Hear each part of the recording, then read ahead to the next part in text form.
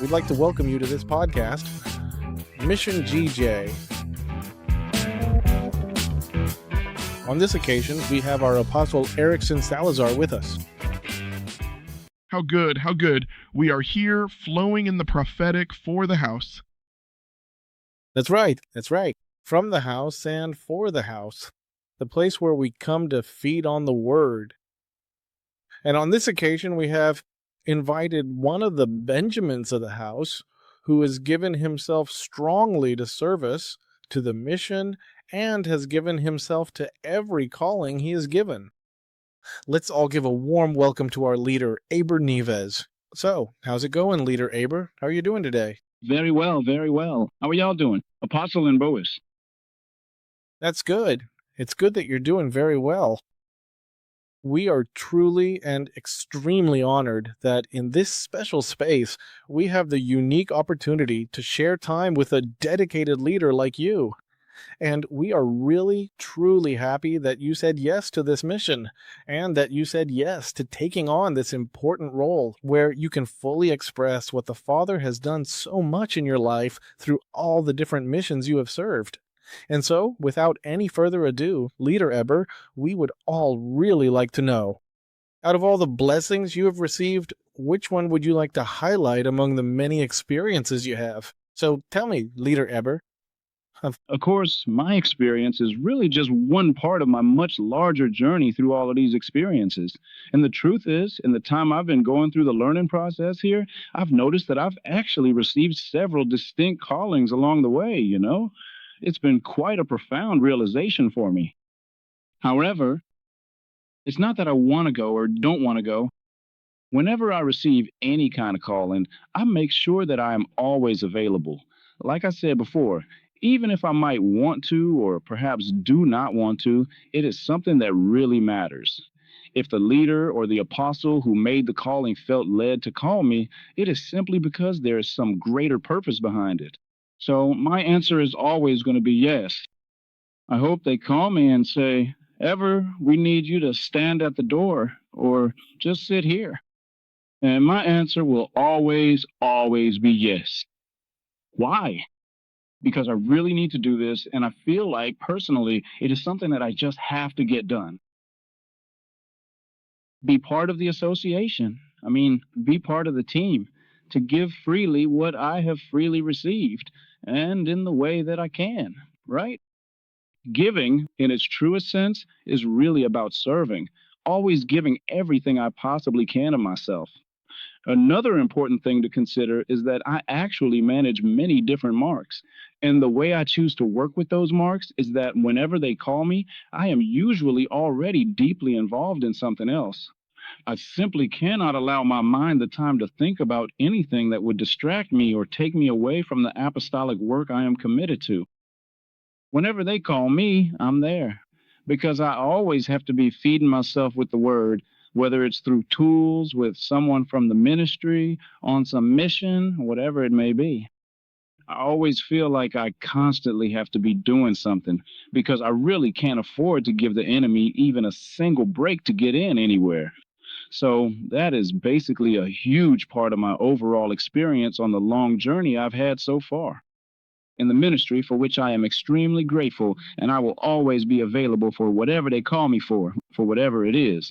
Because really, if the call was marked forever, believe me, you will never hear a no. Whatever I am doing gets canceled because they called me from the ministry. And that is my experience in the mission. Well, no. You see? Oh, This is intense. Oh, Lord, my God. Well, Miguel, now for real. What? Stop it. I really love what you brought. Wow, that is just incredible. No, what do we do with this now? Oh, I don't know. No. How do we tackle this now? Well, you really put us in a tough spot. Yeah. Yeah, I didn't make it difficult. Oh my God. Yeah, 'cause what? Wow. I don't have words for. I have so many things to say all at once. Yeah? Because, wow, this that you've spoken about has so much power. Because at the end of it all, Christ died on the cross of Calvary so that his children of God would have that attitude. An attitude where they understand what you yourself were saying initially. And that's how the theme will be. Journey. That is the theme. Journey. And yes, there is a journey that if people understood the dynamic of what Christ did, then that attitude you have of being ready so that on this journey they can lead and guide you, that is very powerful. Very much so. Do you know why? Why? Because you simply don't know how to get there. It's just like that moment when the Ethiopian was reading the word and Philip the evangelist went up to him and asked, "Do you actually understand what you are reading?" Because the evangelist saw that that person was reading the word. Yes. He said to him, "How am I going to understand if I don't have anyone to explain it to me?" Yeah. Listen, that's amazing. And what did the evangelist do? He took him, let's put it in good Dominican generation Joshua terms. He gave him the 30 studies, and after he gave him the 30 studies, the disciple himself said to the evangelist, "What is stopping me from being baptized?" And the evangelist baptized him. It's amazing. Look at how that person's journey accelerated because he understood the dynamic as such. Thank you. And that is what the leader is saying. He's talking about that journey that moves so that he can take advantage of the spaces, the time, to get himself on that route of that prophetic path in the entrance of which he knows everything that is coming through ministerial direction. That's the line it's coming from. Listen to me. To travel that path, you need guidance, a direction, a guide. There are many people who are stuck because they missed the bus since they lost. That wisdom that comes when a person is grateful, because no one tells the leader of Eber where God brought him from, because he knows where he was and where he is now. And he knows that what he has, he didn't have before. And he knows that the joy, the grace, even the honor he has today, he didn't have it. Therefore, where did that come from? From the ministry? Well, the whole path that goes that way. Whatever comes out that way, that's the way I'm going. And that dynamic is what every child of God should have. So many need to analyze their journey.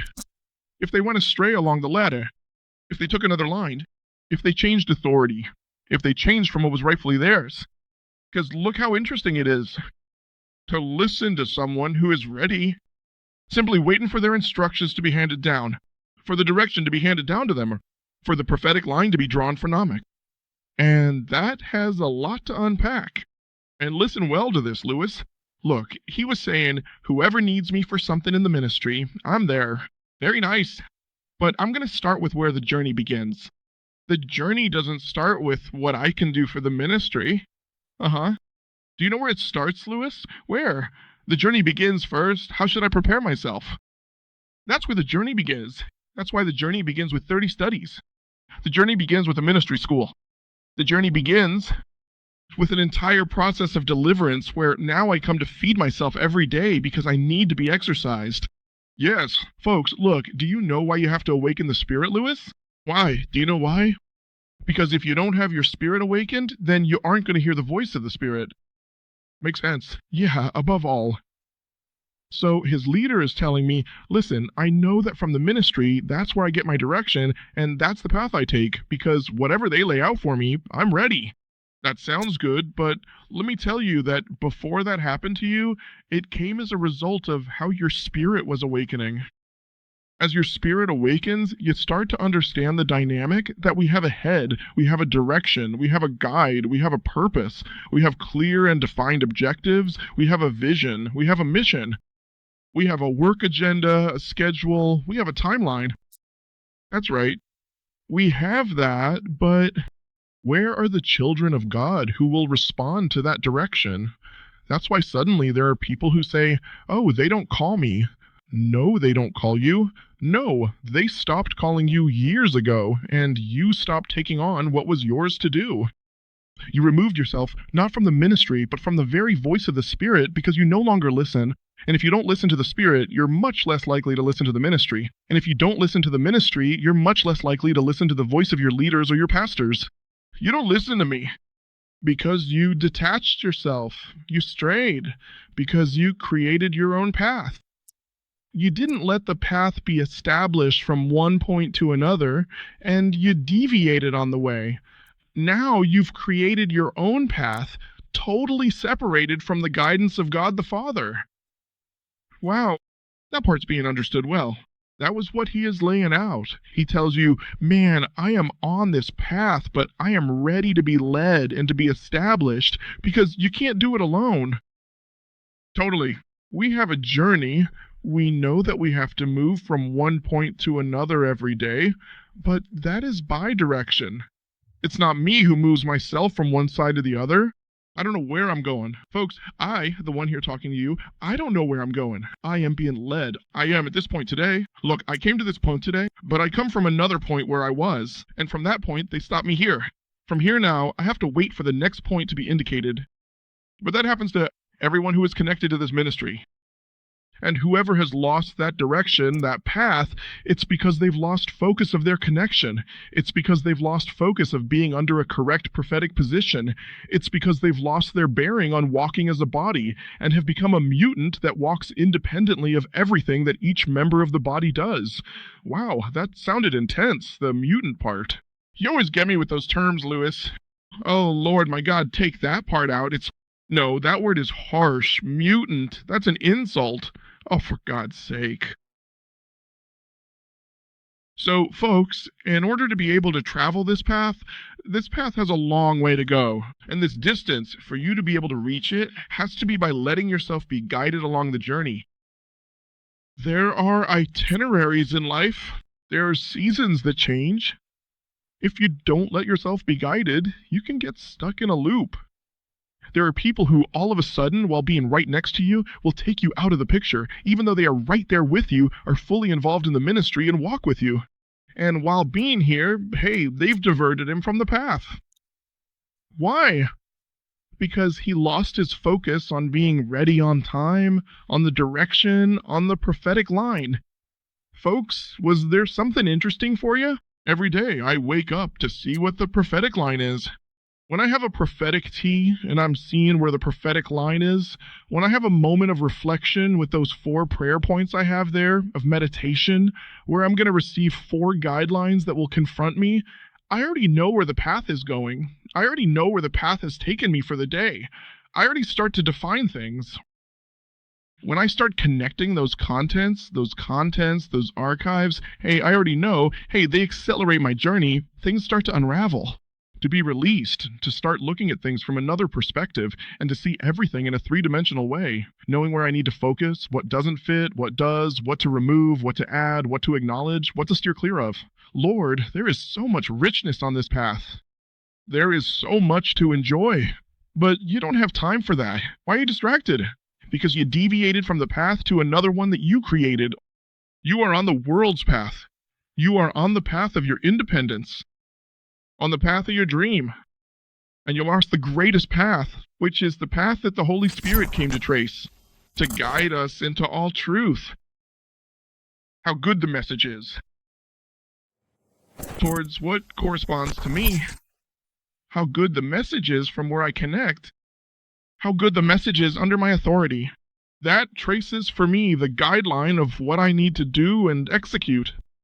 How good it is that projects like these, y'all know it, they come with a group of people who are on a path of prophetic connection, where they schedule themselves, where they set agendas, where they are all on the same path with the same feeling, where we know that we operate under the same itinerary, where we have the same entry and the same exit, because we have the same destination. How good it is to have a path, because the path establishes the routes. The path establishes the journey that I have to take in this life. We don't just walk around aimlessly in an improvised way. No, my love. Here we are, clear that there is a path laid out. There is a truth. There is a life that we want. Listen, Christ designed everything very clearly. That is why he himself established everything, so there is no turning back, and so that Hades respects the children of God, and so that principalities and powers know that we aren't just making this up, that we know what we are doing, that we know the journey we are on. How truly good it is to be ready, how good it is to be well disposed and to be diligent for the things of the kingdom, how good it is to be well planned as we move to establish the prophetic, because we have coverage.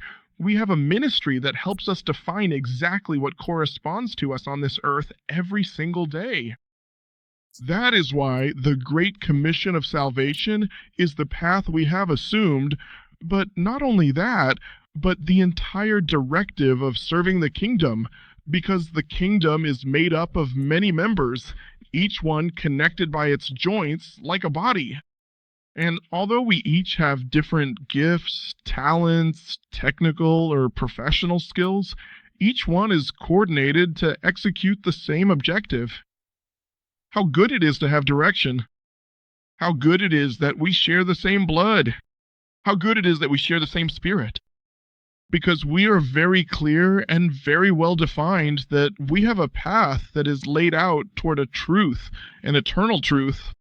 And that is why we can't let ourselves lose focus from that path that the Spirit lays out for us every day. Listen closely to this, Lewis. Every day, this path comes with, it is a dynamic that, thanks to the beautiful structure that Christ himself designed, we can truly sit down in complete confidence to understand what our life program is, our daily agenda, and what the Holy Spirit brings to us today for each one of us. And that is precisely why I mentioned that the whole path has a clear starting point, Everything starts. And where does everything start? It starts from where I connect. It starts from where I feed myself. It starts from where it really is the source of what I receive, where I start the journey. That's why for many, it's not a journey they have. It's a journey, not a journey. It's a crash they have. So we aren't just flailing around in something that came to crash. No, but in something that has a starting point and that starting point has a destination. That is what we do. And it's great that the leader, thank you, ever speaks in a way, let's just say, with such incredible authority. Because, look, knowing him as I do, I just have to say, wow. When he imagined that he speaks with that authority, that he has where to connect, to move, even where to receive a chain of command, guidelines, wow. How beautiful that is. How beautiful it is when you're not a loner, when you're not a nobody, just like religious people knew. The Holy Spirit told me, and I moved because the Spirit told me. Nothing speaks more to the Spirit than a religious person. Two types of audiences. Those the Spirit speaks too much, and there is another to whom he says nothing. And both have problems. Either they tell you nothing or they don't tell you anything. They have problems. Yes, the Spirit does speak, but the Spirit says everything within a path. A path where there is a structure. A path where there is a program. There is a foundation. There is a principle. A path where there's a prophetic position. Listen to me. Every son knows that he operates under a constant schedule. The spiritual world is more real than the natural world. That is why there is a path we must start from to know how to reach that destination that's mapped out for us each day. Everything we do with direction. Everything we do comes under a means, a vehicle that we must use so that this flow of the Spirit can happen. So as a body, we are always working with each member because each member becomes that vehicle where the Spirit flows and moves to bring each son. Listen. How interesting. It is so good to hear a son who says, "Here I am waiting, and if I am called, here I am." That is how the ministry operates. The ministry is looking at which sons are awake. So you can say, I can count on that one. Send that one over there, that one here, that one over there. Because with that organism in which we operate, with awake organs that are waiting for the chain of command so that God's project can flow every day. The Great Commission of Salvation is with children of God who take on it, but children that are awake, who are waiting to be told where the work is coming from. That is why you see that the evangelism ministry creates an entire work route. Let's go. Today we have this in your study, or we have it here, and everyone put me down. I'm free. I want to evangelize because everyone is connecting to that path that has a starting point to execute every day. Wow. See how interesting? That is how the sons operate. That is how everyone gets to connect with the path that corresponds to them. Because there is a space that must be covered. because you know that you have to take on what corresponds to you, because that is part of the dynamic of what you take on and who you are. It is good that there is action in your life, because every child of God must be diligent, must be prompt. Every child of God knows that this journey has a project called Jesus, who called us for the great commission of salvation. We cannot divorce ourselves from the itinerary that Christ established. We cannot divorce ourselves from this journey that is the same for everyone. So everyone here knows that we have to take on the calling. Everyone here knows that there is a defined route that we have to get on. And as the word says, the harvest is plentiful, but the laborers are few.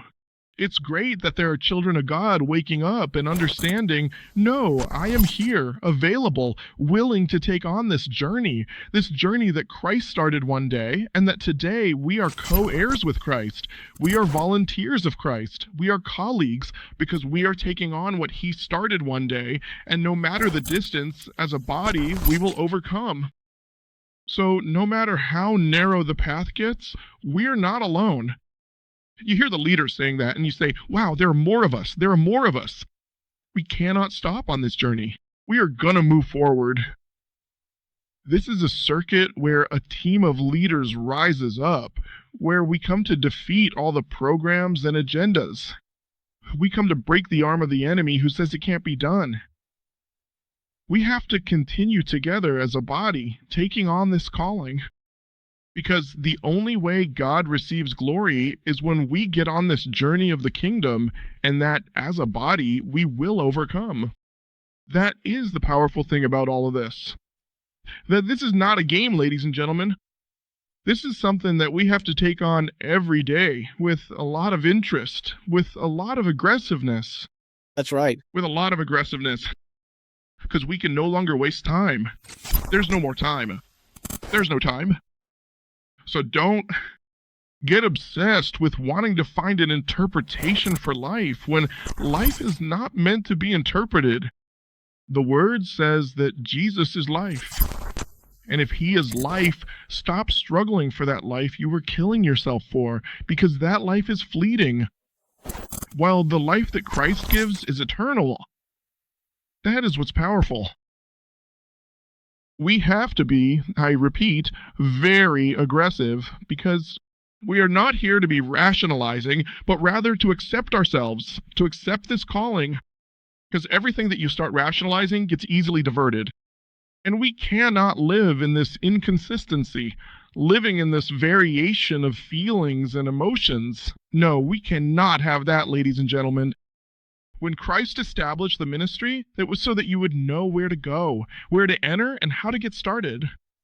Along the way, later on, he will answer you as to why things are the way they are. Because the work is great, the demands are many, and this is something where we are moving with urgency because there is no time. There is a lot of violence involved in establishing the kingdom, and that is why it is necessary for the children of God to wake up. It is necessary for the children of God to respond. It is necessary for the children of God to worship. And worship comes through obedience when we are taking on the calling. We cannot let them interrupt us, because there is a lot at stake. If you let yourself be interrupted in your calling, someone else will take your place, but they are also taking away your wealth. Do not let yourself be sidetracked. Be quick. Wake up. Call your leadership, your pastorate. I am free. I am on vacation. What do you need me for? Be quick. Be quick. Because at the end of it all, it is with the children of God that everything will be done, not with outsiders. It is with you. Don't turn a blind eye when you see there is a need. Listen to me. Let's be aggressive. Listen to me. Don't let them break what is yours. He is calling you. You are part of his body. Christ is the head. And we have to be quick. We have to be diligent. We have to take on this calling. There is a path where you are stopped and diverted. Get back on the course of Christ's path. Get back on the course of the path that only the ministry will map out for you, a starting point to the destination you've been called to. Yes. We cannot stop. No. The time has come for us to wake up. The time has come for us to stop going around in circles with human reasoning. Let's stop wondering which way to go when Christ has already established which way it was. The ministry came to build you up. It came to educate you, to form you, to liberate you, and to send you out. The ministry is what maps out the path. Therefore, what are you doing waiting when the harvest is plentiful and the workers are few? What are you doing waiting? And as the Manual of Life says very clearly, I leave that as homework for you. That the kingdom of heaven suffers violence, and the violent take it by force.